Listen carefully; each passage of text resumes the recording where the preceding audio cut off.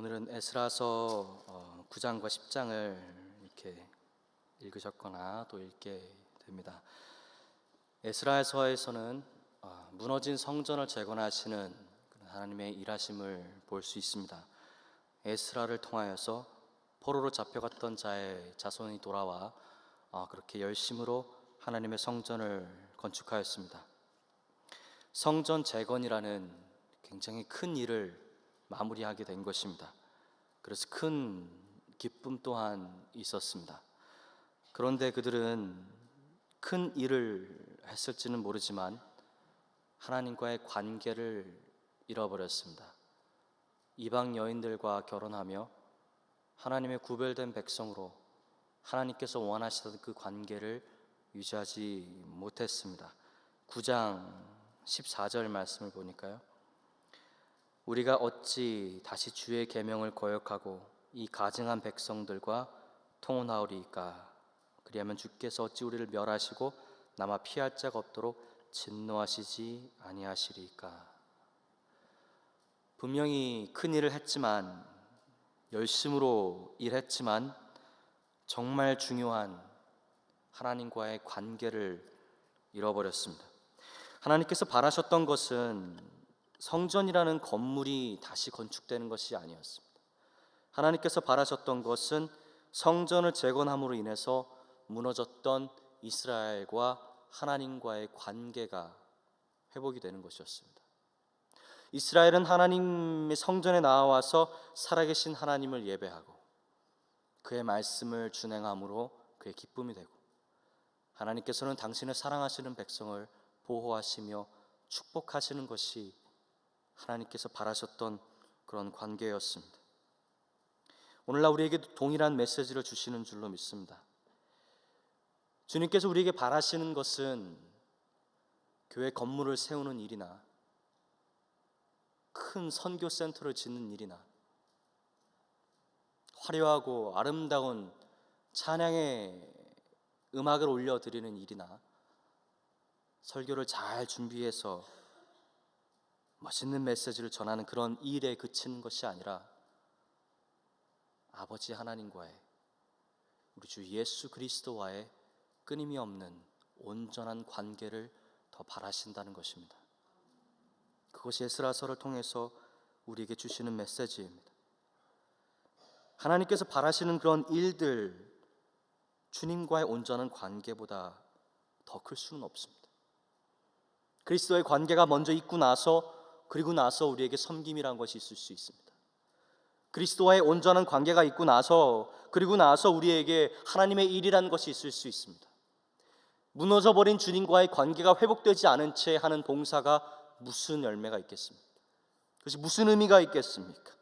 죄로 인해서 내 마음은 이미 타락해서 있는데 나의 모습을 거치장하고 나서 아름다운 목소리로 찬양하는 것이 무슨 의미가 있겠느냐는 말이에요. 전혀 바라시지 않는다고. 하나님께서는 나는 너를 원한다고, 너의 마음의 온전한 예배를 원한다고, 너의 삶의 전부를 원한다고 오늘 에스라서를 통해서 말씀하고 계시는 것입니다. 일은 빙산의 일각에 불과합니다. 빙산은 굉장히 큽니다. 광대하죠. 크죠. 빙산의 일각, 조그만 설교를 하는 것이나 찬양을 드리는 것이나 선교를 가는 일도 다 빙산의 일각에 불과한 것입니다. 성화는 구원과 또 다릅니다. 구원은 예수 그리스도의 보혈로 씻음받아 그 모든 죄가 사하여져서 하나님의 자녀가 되는 것입니다. 영원히 잃어버릴 수 없는 관계입니다. 하지만 성화라는 것은요, 그 잃어버릴 수 없는 관계 내에서 친밀한 교통이 이루어지는 것입니다. 죄로 인해서 방해받지 않는 마음밭이요, 죄로 인해서 더럽혀지지 않는 그런 마음밭이요, 그래서 주님께서 내 안에 거하시며 성령 하나님께서 주시는 교통과 교감이 이루어지는 교제, 그것을 주님께서 우리에게 주고자 하시고 우리 보고 누리라 말씀하시는 것입니다. 선교로 부름받았다는 건 정말 놀라운 것입니다. 선교지로 주님께서 부르셨다는 것은 정말 감사한 일입니다. 반드시 이행해야만 합니다. 하지만 선교라는 일을 하는 것보다 더 중요한 것은 내가 지금 삶의 자리에서 무너져버린 주님과의 관계를 회복하는 것에 있습니다. 내가 지금 삶의 자리에서 주님과 기도하며 대화하고 말씀을 읽으며 주님의 뜻을 구하고 감동하시는 그대로 그 뜻에 순종하는 주님과의 관계에 있다는 것이에요. 아무도 보지 않는 자리에서 나와 주님과의 관계가 온전하지 않다면 선교를 떠난다고 해서 무슨 의미가 있습니까? 선교 또한 주님과의 여정입니다. 주님께서 선교 가라 하시면 가는 것이고, 주님께서 말하라 하면 말하는 것이고, 서라 하시면 서는 것이고, 선교도 찬양도 봉사도 다 삶의 자리에서 주님과 나누는 그 여정에 있음을 믿습니다. 일과 관계를 구분해내야만 합니다. 성전을 재건하여 기쁘게 들떴던 이스라엘이었지만 일과 관계를 구분하지 못했기 때문에, 무엇이 무너져 있는 것인지 제대로 구분하지 못했기 때문에 또다시 범죄할 수밖에 없었습니다. 무엇이 무너져 있는 것입니까? 무엇입니까? 무엇을 회복해야 하는 것입니까? 무엇을 다시 재건하라 말씀하시는 것입니까? 성전 재건을 통해서 우리에게 다시 재건하라 말씀하시는 그것이 무엇입니까? 너희가 잃어버린 것을 회복하라 하시는 그 메시지의 핵심이 무엇입니까? 너희가 잃어버린 그것을, 무너져버린 너희들의 예배를, 나를 향한 온전한 예배를 회복하라고 그리 말씀하고 계시는 것입니다. 그래서 에스라는 눈물로 회개해야만 했습니다. 1절 말씀, 10장 1절 말씀을 다 같이 읽겠습니다. 에스라가 하나님의 성전 앞에 엎드려 울며 기도하여 죄를 자복할 때에, 거기까지만 읽겠습니다. 에스라가 하나님의 성전 앞에 엎드려 어떻게 했습니까? 울며 기도하며 죄를 자복할 때 눈물로 회개해야 합니다. 회개라는 것은 눈물 없이는 되지 않는 것입니다. 에스라는 이스라엘 백성의 죄를 위해서, 당신이 자기가 함께했던 그 공동체의 죄를 위해서 엎드려 울며 기도했습니다. 하나님의 성전 앞에서 엎드려 울며 그들의 죄를 자백했습니다. 우리가 범죄했다고, 하나님께서는 우리에게 은혜를 베풀어 주셨는데, 하나님께서는 우리의 축복의 하나님이신데, 하나님께서 우리를 택하셔서 우리를 구별된 백성으로, 하나님의 백성으로 불러주셨는데 우리는 그런 하나님을 버렸다고, 우리는 하나님의 말씀을 버리고, 우리는 하나님께서 하지 말라 한 그것, 이방 여인들과 결혼하며 그렇게 우상들을 숭배하는 그 자리로 또다시 나가게 되었다고, 또다시 범죄하게 되었다고 통곡하며 기도하게 되었다는 것입니다. 그것이 회개라는 것이요, 죄를 지었다는 사실이 괴로워야만 합니다. 죄를 지었음에, 하나님을 떠나버렸음에 그 사실이, 죄가 내 마음을 괴롭혀야 되는 것이에요. 하나님을 잃어버렸다는 것이, 하나님과의 온전했던 그 관계가 이루어져 버렸다는 것이 내 마음을 괴롭혀야 하는 것입니다. 그래서 눈물이 나와야 하는 것이에요. 그것이 회개라는 말입니다. 마음에서부터 가슴에부터 울지 않는 기도는 진정한 회개라고 할 수 없습니다. 내가 내 마음으로부터 죄를 즐기고 있으면서, 내가 내 마음으로부터 죄를 품고 있으면서 그 죄를 버릴 마음이 조금도 없으면서 하나님 앞에 드려지는 그 찬양은요, 아무런 의미가 없습니다. 그것은 회개가 아닙니다. 내가 내 가슴을 찢는 마음으로 나와야 해요. 하나님 앞에 내 가슴을 털어놓고 하나님께서 내 가슴을 내려다보시면서 하나님의 그 광명한 빛 앞에 비추어 보았을 때 조금도 부족함이 없도록, 허물이 없도록 하나님 앞에 다 내어놓아야 해요. 만약에 있다면 회개해야지요. 하나님 앞에 거리낌이 있다면 하나님 앞에 제가 범죄했습니다, 눈물로써 회개하며 죄를 지었다는 것을 가슴을 치면서 회개해야 하는 것이에요. 그것이 오늘 본문에서 보여주시는, 에스라의 기도를 통해서 보여주시는 회개의 모습입니다. 죄를 지었음에도 내 마음에 눈물이 없다면 나는 아직 내가 무엇을 잃어버렸는지 잘 모르는 것입니다.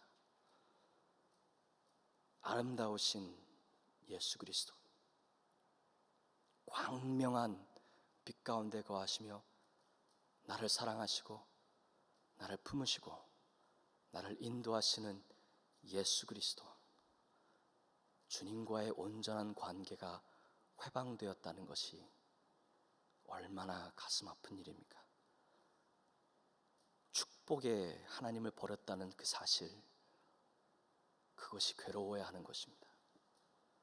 내가 죄를 짐으로 축복의 하나님을 버렸다는 사실이 내 가슴을 울려야 하는 것입니다. 괴로워야 하는 것입니다. 괴로워야만 합니다. 그래야 진정한 회개가 이루어질 수 있습니다. 하나님은 중심을 살피시는 분이십니다. 죄악을 토해내지 않고 입술로만 하나님을 찬양하는 것은 립서비스에 불과합니다.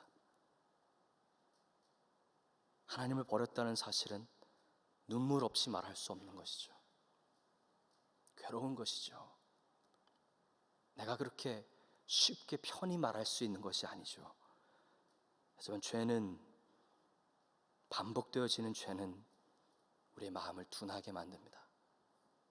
하나님을 버렸음에도 그것이 얼마나 고통스러운 일인가 느끼지 못하도록 괜찮다고, 다 그렇게 산다고, 주변 이들을 보라고 다 그렇다고 우리를 속인다는 것입니다. 죄는 하나님과의 관계를 끊습니다. 죄는 명백히 거룩하신 하나님과 함께할 수 없습니다. 그 죄를 버려야만 하며 그 죄를 품었었다는 것을 통곡하며 눈물로써 아버지께로 돌아오는 그것이 하나님 아버지께서 바라시고 또 우리가 오늘 저녁에 해야 할 회개인 줄로 믿습니다. 그 회개에 우리의 눈물이 있는 회개, 우리가 진정으로 가슴을 찢으며 하는 회개, 내 가슴을 두들기며 하나님 앞에서 내가 예수 그리스도와의 교감을, 내가 예수 그리스도와의 교통을, 내가 예수 그리스도의 온전한 교제를 버렸습니다. 내가 죄를 대신 선택했습니다. 쾌락을 선택했습니다. 음란을 선택했습니다. 내가 미움을 선택했습니다. 내가 시기와 질투와 내가 멸망의 것들로 더럽고 추한 죄악의 모든 것들로 내 가슴을 채웠습니다. 내 가슴이 죄악의 더러운 것들로 가득합니다. 추합니다. 어둡습니다. 아버지, 나를 용서하시고 이 시간 예수 그리스도의 보혈로 온전히 씻어 주시옵소서. 눈물로 기도해야 합니다. 통곡하며. 그럴 때 그 사람의 진정 어린 회개를 통해서 하나님께서는 그 사람 안에, 우리 안에 진정한 회개의 역사를 이루어 주시고 진정한 예배의 회복을 이루어 주시고 우리를 통해서 가정에게로, 교회에게로, 또 나라에게로, 공동체에게로 하나님 그 회개의 역사를 확장해 가실 것을 믿습니다. 10장 1절 말씀을 한 목소리를 크게 끝까지 1절 말씀을 다 읽겠습니다. 에스라가 하나님의 성전 앞에 엎드려 울며 기도하여 죄를 자복할 때 많은 백성이 크게 통곡하며 이스라엘 중에서 백성의 남녀와 어린아이의 큰 무리가 그 앞에 모인지라. 아멘. 에스라 한 사람의 진정 어린 회개를 통해서 그 회개의 역사가 퍼져나가기 시작했습니다. 그가 진정으로 회개하는 모습을 보고 그가 진정으로 가슴을 두들기며 옷을 찢으며 하나님의 성전 앞에 엎드려서 울면서 우리가 범죄했다고, 살아계신 하나님을 버렸다는 그 사실을 괴로워하며 회개했을 때 그 회개하는 한 사람을 통해서 공동체가 같이 회개했습니다. 많은 무리가 나와서 같이 가슴을 치며 같이 통곡하며 우리가 범죄했다고, 우리가 은혜의 하나님을 버렸다고, 우리가 죄를 지었음을 자백하면서 하나님께 다시 나와왔다는 말입니다. 그것이 회개예요. 하나님의 역사는 나에게서 그치지 않습니다. 내가 하나님의 말씀대로 순종하여서 회개할 때 하나님의 역사는 나를 통하여서 내 가정으로, 내 공동체로, 하나님께서 내게 허락하신 지경으로 번져 나갈 줄로 믿습니다. 그것이 오늘 저녁에 우리 수요 기도회에서 우리가 해야 할 일입니다. 내가 범죄했음을 하나님 앞에 자백하면서 하나님 앞에 괴로워하면서 가슴을 찢으면서 내가 예수 그리스도께서 십자가에 못 박혀서 사해 주신 그 죄악을 끊임없이 반복하고 있습니다. 그리스도께서 내가 그리스도와 교감할 수 있는, 교통할 수 있는 성령 하나님께서 내게 역사하셔서 집사 빌립이 사도행전에서 기록한 것처럼 이티오피아 내시를 만나서 그를 전도하고 그를 제자 삼고 성령의 이끌리심으로 하나님의 역사를 체험했던 그 집사 빌립처럼 우리도 성령의 교감을 받을 수 있도록 길을 열어주셨는데, 우리도 성령의 교통함을 받을 수 있도록 사도처럼 살아갈 수 있도록 길을 열어주셨는데, 내가 미리학교에 만족하고 있습니다. 내가 죄를 짓고 사는 그 삶에 만족하고 있습니다. 주와의 교감을 버리고 있습니다. 회개해야 되는 것입니다.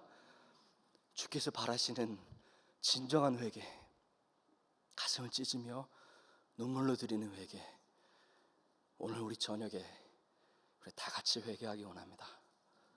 죄를 괴로워해야 합니다. 우리가 회개하면 저는 미쁘시고 의로우사 우리를 우리 모든 죄악에서, 더러움에서, 불의에서 깨끗이 씻어 주실 줄로 믿습니다. 오직 예수 그리스도의 보혈만을 붙들고 가슴을 찢으며 회개하는 여러분과 저 우리 모두 되기를 주님의 이름으로 축원합니다. 같이 기도하겠습니다.